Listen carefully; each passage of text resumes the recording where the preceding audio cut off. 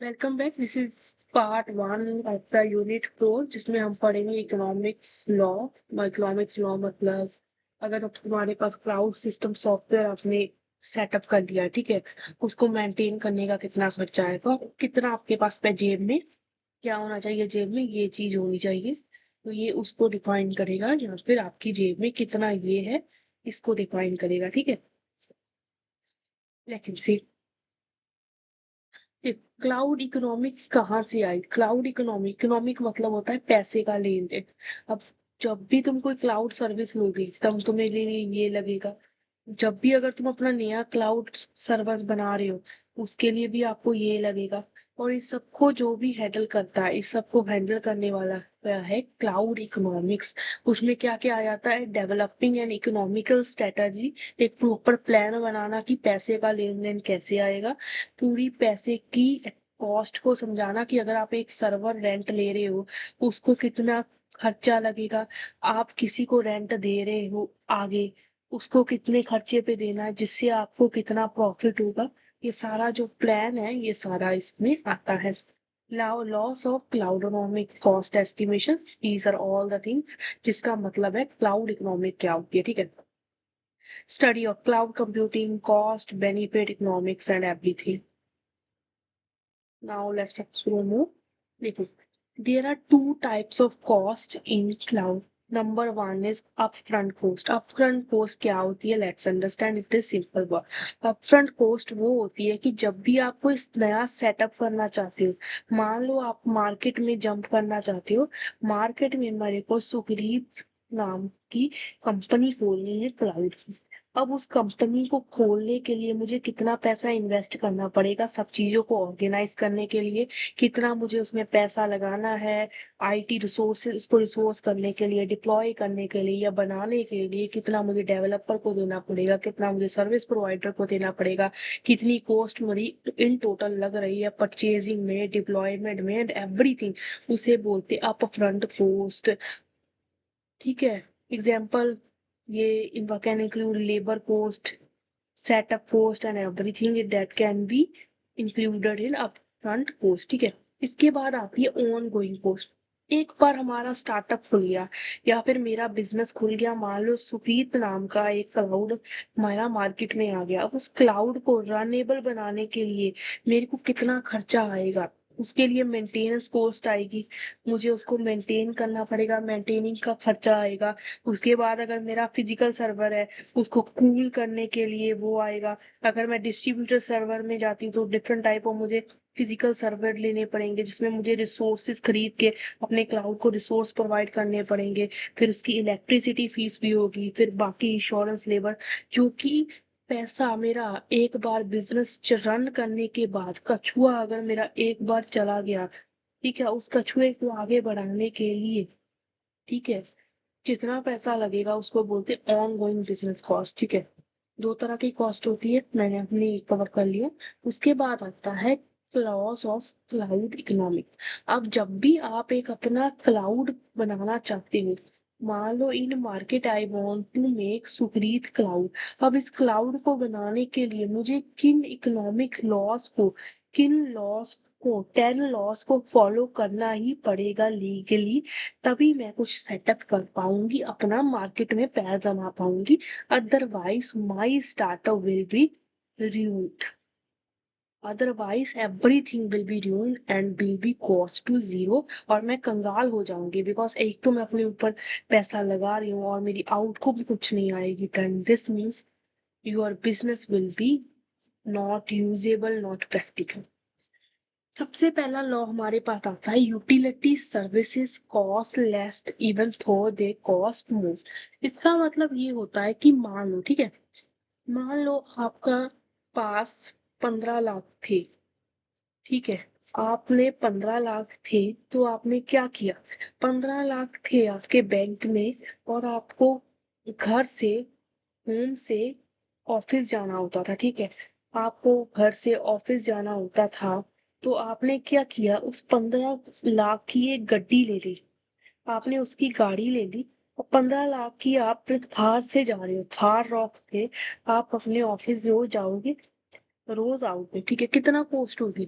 अब देखो भाई, एक तो बंदा 15 लाख की ईएमआई लगेगा, ईएमआई 15 लाख पे गाड़ी लेगा, उसके बाद उसकी मेंटेनेंस का खर्चा अलग से आएगा, अब उसके ऊपर पेट्रोल का खर्चा अलग से आएगा, पेट्रोल भी माशाल्लाह 105 रुपए हो चुका है।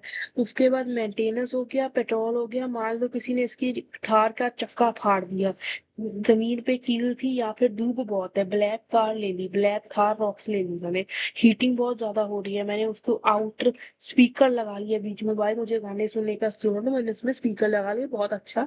मीन्स इतना मुझे समझ आ गया कि अगर मैं ऐसी लग्जरियस लाइफ लूंगी, पूरा सेटअप करूंगी, तो मेरा टोटल खर्चा 20 लाख तो ले लो, 20 लाख तो मुझे बैंक से लोन लेना पड़ेगा, मैं कंगाल हो जाऊंगी, मेरे पास नहीं है, ठीक है।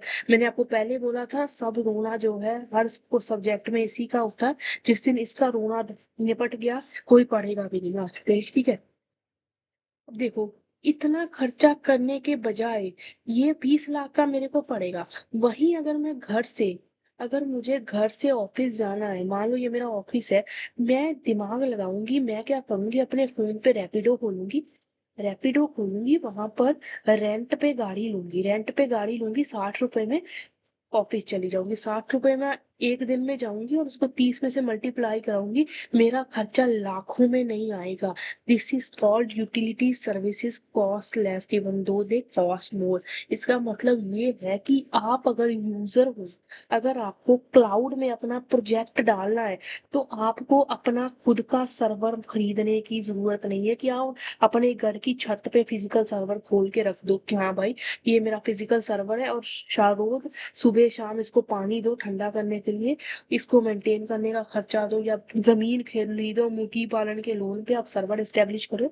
Everything that can not be practical. सबसे इजी होगा कि अगर आप किसी सर्वर की, किसी भी कंपनी की सर्विस लेते हो, वो आपको हमेशा सस्ती पड़ेगी as compare to overall cost जो कंपनी पे कर रही है, समझे? इसका मतलब ये है कि मान ले amazon है, amazon के पास AWS है बहुत बड़ा, तो amazon मिलियन में पैसा लगा रही है उसके, लेकिन आपको अगर उसका सर्वर लेना है, आपको मिलियन नहीं देने, आपको बस ये देना है, ठीक है, एज पर योर यूज, आपको मिलियन में नहीं जाना, आपको अंबानी नहीं बनना है। Only requirement is this, you can take this and take your services and be happy. This is first law mean utility service, मतलब छोटा एक आइटम की पैसा हमेशा कम रहेगा एज कंपेयर टू बड़े पैसे के। मूविंग अहेड, ये वही है। ऑन डिमांड ट्रम्प फोरकास्टिंग, मैंने पिछले आर्किटेक्चर में हमने ये पढ़ा था, cloud bursting architecture, cloud bursting architecture, disc space architecture, आपने वीडियो देखी होगी, आपको ये दोनों में डिफरेंस पता होगा। इसमें मैंने एक चीज कॉमन बताई थी कि हम कभी भी बहुत सारे सर्वर खरीद के नहीं रख लेते हैं, कि हाँ भाई big of and worst case में अगर मेरे पास 500 यूजर है, नॉर्मल डे में मेरे पास 100 यूजर है, मैं 500 यूजर को हैंडल करने के लिए एक मिलियन का सर्वर ले लूं? नहीं भाई, मिलियन का सर्वर नहीं लेती हूँ, मैं क्या करती हूँ, 100 यूजर को चलाने के लिए कुछ लाख का सर्वर लूंगी, जब मुझे जरूरत होती है तो मैं रेंट लेती हूँ, रेंट ले लेती हूँ, रेंट ले लेती हूँ। तो इसमें ये बोलता है कि on demand Trump forecasting, Trump ये अमेरिका वाला ट्रम्प नहीं, इसका मतलब ये है कि जब तुम्हारा कोई सर्वर है, मान लो फ्लिपकार्ट है, फ्लिपकार्ट पे मुझे सामान लेना है नॉर्मल डे पे, तो वो क्या करेगा, सर्वर को, अपने सर्वर को 100 यूजर पे ही रखेगा और अपना सामान बेचता जाता रहेगा। लेकिन ट्रम्प पॉडकास्टिंग क्या करती है कि बिग बिलियन डे पे अगर तुम्हारे सर्वर पे बहुत ज्यादा यूजर्स आ गए हैं, वो उस पॉडकास्ट को मतलब प्रिडिक्ट करती है, प्रिडिक्ट करके बता देती है कि अब यूजर आने वाले हैं, कि सेल आने वाली है, नंबर ऑफ यूजर बढ़ेंगे, ऐसा करो आप कहीं से रेंट पे सर्वर बाय कर लो, या अपना पब्लिक सर्वर यूज करना शुरू कर दो, पब्लिक सर्वर रेंट कर लो, और 100 यूजर को यहाँ रखना, बाकी के 400 यूजर की डिमांड पब्लिक सर्वर से फुलफिल करना। इसी को बोलते हैं ऑन डिमांड ट्रम्प फोरकास्टिंग, मतलब डिमांड के हिसाब से आप रिसोर्सेज ले रहे हो, बजाय आप बल्क में रिसोर्सेज खरीदने के, ठीक है। Next is the peak of sum is never greater than the sum of peaks, लेकिन इस सम क्वेश्चन को या फिर इस बड़ी सी लाइन को समझने का सबसे इजी तरीका ये है कि पीक ऑफ सम, मान लो मेरा ये, ठीक है, मान लो मेरा क्लाउड सर्वर है, क्लाउड प्रोवाइड करती हूँ, बड़ी कंपनी है, बड़ी कंपनी में 3 डिफरेंट डिपार्टमेंट है, ठीक है। पहला डिपार्टमेंट है मेरा बिजनेस का क्लाउड, दूसरा है मेरा सॉफ्टवेयर डेवलपमेंट का क्लाउड, थर्ड इन सपोज कुछ मेरा पर्सनल कोई भी क्लाउड बिजनेस हो सकता है, मान लो बिजनेस सॉफ्टवेयर, और यू कैसे गवर्नमेंट गवर्नमेंट, ठीक है, गवर्नमेंट, और या फिर क्या इंटरनेशनल, ठीक है। मान लो मैं इंटरनेशनल बिजनेस करती हूँ, ठीक है, इंटरनेशनल। अब मैं ये बोलते चाहती हूँ कि मेरे पास एक दिन में बिजनेस के मैक्सिमम कितने यूजर आ सकते हैं, 100 यूजर आ सकते हैं।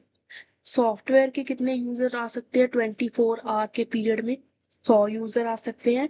इंटरनेशनल 100 यूजर्स आ सकते हैं। तो इन टोटल सम कितना हो गया, 300 यूजर, ठीक है। इसका मतलब कंपनी को ये लगेगा कि तुम्हें 24 घंटों में 300 यूजर्स को सर्व करना है, तो 300 यूजर को हैंडल करने वाला बड़ा सा सर्वर ले लो। बट ये गलत कैलकुलेशंस होती है। Why this calculation is wrong? Suppose हमारे हमेशा क्लाउड में एक कंसेप्ट होता है रीयूजेबिलिटी, रीयूजेबिलिटी। इसका मतलब ये है कि अगर इन केस कोई सर्वर या कोई स्पेस खाली है जो अभी किसी के द्वारा नहीं यूज कर रही, वो आप यूज कर सकते हो, ये खाली है इसको यूज कर दो। इन केस अगर सब फिल हो चुकी हैं तभी हम सम या फिर रिसोर्स को बढ़ाएंगे। ये लॉ यही कहता है कि पैसा तभी नई चीजें खरीदने के लिए लगाना है इफ तुम्हारे और रिसोर्सेज खाली नहीं है। इसका मतलब ये है कि मान लो अगर आपको टोटल 300 यूजर्स आने वाले, लेकिन आपको पता है कि बिजनेस के यूजर्स, बिजनेस जो है, मान लो बिजनेस की कंपनीज मोस्ट ऑफली मॉर्निंग टाइम या इवनिंग टाइम पे मेरा सर्वर विजिट करती है। इसका मतलब मॉर्निंग और इवनिंग में ही मेरे को 100 यूजर्स की रिक्वायरमेंट है, ओके। और सॉफ्टवेयर की कंपनी, सॉफ्टवेयर की जो कंपनी है, वो मेरी आफ्टरनून में ही 100 रिक्वायरमेंट है। इसका मतलब ये हो गया कि मेरा जो आफ्टरनून में सर्वर खाली था, तब मैं वो सॉफ्टवेयर वालों को अलॉट कर दूंगी, मुझे सेपरेटली एक नया सर्वर नहीं खरीदना पड़ेगा सॉफ्टवेयर वालों के लिए, क्योंकि मैंने क्या किया, जो खाली चीजें बची थी वो अलॉट करनी है एंड रीयूजिबिलिटी कर दी है, ठीक है।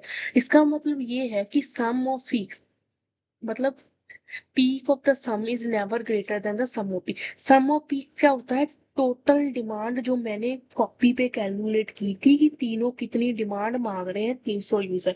बट इन रियलिटी अगर मैं देखूं बिजनेस, इंटरनेशनल बिजनेस, वो नाइट को, अमेरिका में नाइट में डिमांड आएगी, तो नाइट के कस्टमर मैं रात को बहुत इजीली हैंडल कर पाऊंगी। कैसे हैंडल कर पाऊंगी, तब ये दोनों सो गए होंगे, तब मैं क्या करूंगी, सिस्टम को बोलूंगी कि भाई अब तू इंटरनेशनल क्लाइंट को हैंडल कर दे, फ्री नहीं बैठना है। इस तरह से सिर्फ 100 यूजर की रिक्वेस्ट से ही मेरा सर्वर चल रहा है, इंस्टेड कि मैं 300 वाला सर्वर बाय करती। सो हमें कम पे करना पड़ रहा है ना, 300 के बजाय अब 100 में भी काम चल रहा है। इसी को बोलते हैं कि जो आपका सम ऑफ पीक्स है, सम ऑफ पीक्स होता है, ये सारी पीक्स, पीक्स मतलब worst case, worst case, worst, इन तीनों का जो सम है वो हमेशा ग्रेटर देन होना चाहिए। किसके ग्रेटर देन होना चाहिए, पीक ऑफ द सम। मतलब 300 अगर मेरा सम सम है ना, इसका मैक्सिमम यूसेज 100 आ रही है, ये हमेशा स्मॉलर होना चाहिए इन टोटल डिमांड जो हमने कैलकुलेट की थी।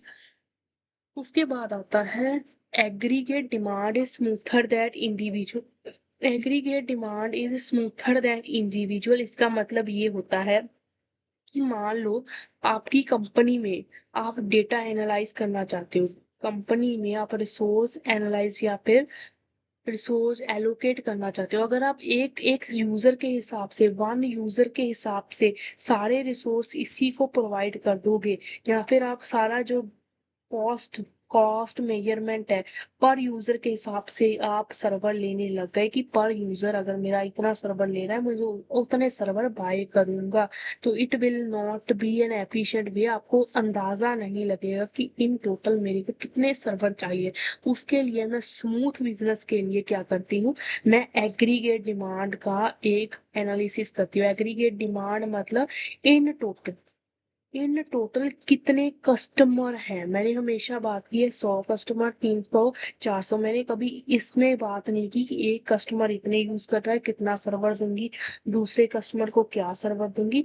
हम क्या करते हैं, कस्टमर का ग्रुप बनाते हैं और एग्रीगेट डिमांड ही एनालाइज करते हैं ओवरऑल डिमांड को स्मूथर रखने के लिए। I hope it is clear. हमने 4 लॉ पढ़ लिया अब तक। पहला पढ़ा है utility service always less than the cost of the service. Trump forecasting पढ़ लिया। उसके बाद हमने थर्ड लॉ पढ़ा था। थर्ड लॉ हमने पढ़ा है sum of peaks, sum of peaks. चौथा लॉ हमने पढ़ा एग्रीगेट जो है डिमांड स्मूथ होनी चाहिए।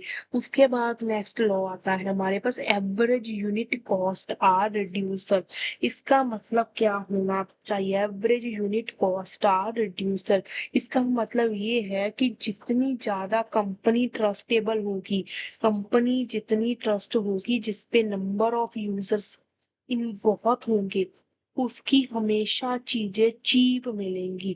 मान लो amazon है, amazon का AWS है, it has lakhs of user. तो वो क्या करेगा, मान लो उसको 10 करोड़ का सर्वर खरीदा है, वो 10 करोड़ का खर्चा लाखों यूजर पे इक्वली डिवाइड होगा। इक्वली डिवाइड करने के बाद जो टोटल खर्चा आएगा वो हमेशा कम होगा as compare to a new company. मान लो मैंने कोई कंपनी खोली, अब मैंने सर्वर बाय किया, सब कुछ किया, मेरे को 10 करोड़ लग रहा है और मेरे पास सिर्फ 100 यूजर्स हैं। तो मैं क्या करूंगी उस 100 यूजर से बहुत ज्यादा पैसा लूंगी, ताजो जो मेरा जितना मेरे को मेंटेनेंस या चार्जेस लग रहा है वो मैं उतना पे कर पाऊँ। तो हमने अभी तक 4 लॉ पढ़ रहे हैं कि aggregate demand is smoother, average unit cost is always reducer.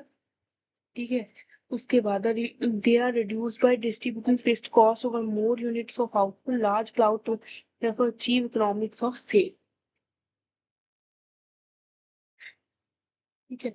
Superiority in number, superiority मतलब ये होता है कि जिन कंपनीज के यूजर्स के नंबर ज्यादा है या फिर जो कंपनी बड़ी है वो ट्रस्ट वर्दी होती है। क्यों? क्योंकि वो कंपनी के पास रिसोर्सेज ज्यादा होते हैं, या फिर जो कंपनी अपने आप को बहुत अच्छा मेंटेन करती है, यूजर उसी के पास जाता है। क्यों? बिकॉज वो सिक्योरिटी भी बहुत अच्छी प्रोवाइड करेगी उसको, डिटेक्ट करने के लिए, सिक्योरिटी मेंटेन करने के लिए वो और superior रखेगी।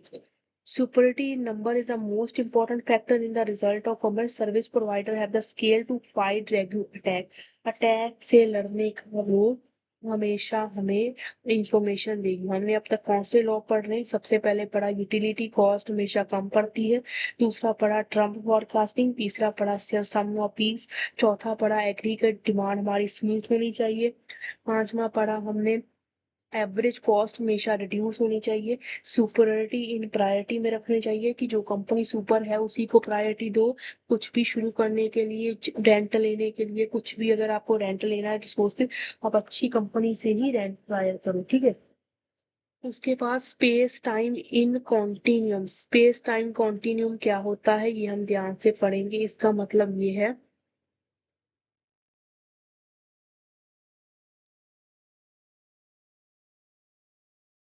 organizers derive competitive advantage from responding to changing business conditions faster than the competition. With cloud scalability for the same cost, business can accelerate its information। इसका मतलब ये है कि space time is a continuum. इसका मतलब ये है कि जो क्लाउड होता है ना, वो किसी एक जगह पे स्टेबल नहीं रहता। तुम उस क्लाउड को यहाँ इंडिया में भी सेटअप कर सकते हो, यूएस में भी सेटअप कर सकते हो। ठीक है। आपको क्या करना है, ऐसा क्लाउड बनाना है जो कि एक्सेसिबल हो, लेटेंसी कम हो, उसमें लैग कम हो और यूजर को एक्सेस ज्यादा करे, यूटिलिटी टाइम ज्यादा हो, डिमांड उसकी बढ़े। उसके लिए हम उसको स्पेस टाइम के अकॉर्डिंगली ऑप्टिमाइज करते हैं। मान लो अगर इंडिया के सर्वर पे बहुत ज्यादा यूजर हैं तो कुछ सर्वर को हम यूएसए भेज देते हैं। इसलिए हमें रिडंडेंसी रखनी पड़ती है, रिडंडेंट डेटा हमेशा हमारे पास होना चाहिए। उसके बाद आता है depression is inverse square of latency. इसका मतलब ये होता है जितना ज्यादा सर्वर यूजर से दूर होगा उतनी ज्यादा लेटेंसी आएगी। लेटेंसी मतलब होता है time to load a website. मान लो तुम्हारा सर्वर यूएसए में है और मैं इंडिया में रिक्वेस्ट कर रही हूँ, डिस्टेंस बहुत ज्यादा है, तो हो सकता है डेटा को रिस्पॉन्स लेने के लिए बहुत ज्यादा टाइम लगेगा। इसलिए हम डिस्टेंस को स्मॉल करने के लिए क्लाउड क्या करता है, छोटे छोटे सर्वर हमारे डिफरेंट एरिया पे स्टेबल करता है। कौन कौन से हमने लॉ पढ़ लिए अभी तक? हमने सबसे पहला लॉ पढ़ा यूटिलिटी कॉस्ट लेसन वाला, उसके बाद टर्म फॉरकास्टिंग, तीसरा हमने पढ़ा है वो वाला पीक्स वाला, सम ऑफ पीक्स, उसके बाद एग्रीगेट डिमांड हमने पढ़ा है, फिर एवरेज कॉस्ट पढ़ लिया, उस पर सुपरिटिटी आ गई, सुपरिटिटी हमेशा लेस होनी चाहिए, फिर उसके बाद हमने क्या स्पेस टाइम वाला पढ़ लिया, फिर डिस्पेशन डिस्टेंस वाला पढ़ लिया। ये reduce latency increasing essential to more cloud computer is able to provide notes, मतलब कंप्यूटर सर्वर ज्यादा होने चाहिए उसमें। Don't pull all your eggs in one basket, इसका मतलब ये है कि अगर आपके पास डिफरेंट डिफरेंट सर्वर नहीं है, सिर्फ एक सर्वर है, और उसी सर्वर में आप बड़े सारे सीपीयू रैम प्रोवाइड कर रहे हो और उसे इंडिया में ही रखना चाहते हो, तो यूएसए वाला क्लाइंट उससे कभी अच्छे से सर्विस नहीं ले पाएगा, क्योंकि उसके पास डिस्टेंस ज्यादा हो जाएगा, वो कभी भी लेटेंसी को कम नहीं कर पाएगा। और हो सकता है कि वो इंडिया वाला जो क्लाइंट है वो दिल्ली तक तो रीचेबल हो, जैसे जैसे डिस्टेंस बढ़ेगा लैग आना शुरू हो जाएगा और तुम्हारा सिस्टम बर्बाद होगा। इवन तुमने इस पे बहुत बड़ा सीपीयू रखा है, इवन तुमने बहुत बड़ा रैम रखा है, इसका मतलब ये है कि सारे रिसोर्सेज को एक ही सर्वर में मत लगाओ, उस रिसोर्सेज को टुकड़ों में डिवाइड कर दो और डिफरेंट डिफरेंट सर्वर को दे दो, ठीक है। अब जैसी कोई रिक्वेस्ट आएगी लोड बैलेंसर उसके हिसाब से सर्वर पे डेटा ट्रांसफर करता रहेगा। उसके बाद an object rest and to stay at rest का मतलब ये होता है कि अगर तुम्हारी कंपनी में कोई सर्वर चल रहा है, old server, no need to change that server with the new code और न्यू सर्वर, क्योंकि जो पुराना सर्वर चल रहा है वो बहुत एफिशिएंटली काम कर सकता है, डेटा ट्रांसफर हो रहा है, if your needs are processing and everything is going smooth, no need to change it. अगर आप उसको चेंज करोगे हो सकता है अवेलेबिलिटी बंद हो जाए उस टाइम के लिए, सर्वर क्लाउड जो है वो सर्वर रीचेबल ना हो, कस्टमर आए पर वेबसाइट लोड ना हो, एरर आ जाए, कस्टमर गुस्सा हो जाए और कभी वापस करके आए। इसलिए कहते हैं कि जो चीज चल रही है उसे छेड़छाड़ मत करो। हो सकता है आपने उसमें कोड लिख दिया तो छेड़छाड़ करके, ठीक है, क्लाउड से कोड कॉपी किया अपने अपने सर्वर में डाल दिया, ठीक है, हो सकता है वो कोड जो है वो गलत हो या उसमें एम्बिग्यूटी हो, जिसकी वजह से तुम्हारी पूरा का पूरा क्लाउड ही खराब हो जाएगा और तुम्हारा सर्वर उस टाइम पे काम ही नहीं करेगा। Reduce latency is increased essential to modern application. Cloud computing provider is able to provide more nodes and reduce deploy। यही बता रहा है कि लेटेंसी हमें कम करनी चाहिए। तुम एक ही सर्वर पे बहुत सारे चेंज कर रहे हो, उसे रेस्ट पे नहीं रख रहे हो, इससे अच्छा है तुम एक सर्वर में ओल्ड सर्वर को रिप्लेस करे, इससे अच्छा है कि न्यू सर्वर आप नया ले आओ, instead of making changing into it adding CPU, उसको time down time maintenance time पे डालने से अच्छा नया सर्वर लाओ, उस पे रिक्वेस्ट भेज दो और इस पे मेंटेनेंस कर लो, ठीक है। उसके बाद क्लाउड की कॉस्ट को कैसे एस्टिमेट किया जाता है ये आप पढ़ लेना। एग्जाम्पल दी है गूगल की प्राइस कैलकुलेटर है। Economy of cloud, economy of cloud किस पे चलती है कि जितना आपने क्लाउड को यूज किया, गूगल क्लाउड आपने जितना जीबी यूज किया वो उतना ही पे करना पड़ेगा, इसलिए वो स्केलेबल होती है, सिंपल भी होती है। उसके बाद कितनी तरह की प्राइसिंग होती है, किस हिसाब से क्लाउड आपसे पैसा लेगा, क्लाउड आपसे ये तीन चीजों से पैसा लेगा। सब्सक्रिप्शन बेस, हो सकता है कोई मॉडल सब्सक्रिप्शन पे चलता कि इतना सब्सक्रिप्शन दो और मॉडल को यूज कर दो। टायर्ड प्राइसिंग, टायर्ड प्राइसिंग मतलब होती है amazon, amazon ने तीन सॉफ्टवेयर निकाले हैं, तीन डिफरेंट सॉफ्टवेयर निकाल दिए और तीनों की प्राइसें लिख दी। अगर आप ये सॉफ्टवेयर लेते हो ये 200 का पड़ेगा, ये 300 का पड़ेगा, ये 500 का, और आप अपने हिसाब से कोई भी सॉफ्टवेयर ले सकते हो। पर यूनिट प्राइस होता है कि आप जितना यूनिट यूज कर रहे हो, जितनी यूनिट बिजली यूज कर रहे हो उतना बिल आएगा। मान लो आपने 20 GB रैम यूज कर लिया, बहुत बड़ा काम किया, तो आपको उतना पैसा देना पड़ेगा। These are 3 steps of paying to cloud companies. I hope these things are clear. If you have any doubt, you can read this presentation. I have given my best. Hoping for your good examination. Wishing you all the best. Bye.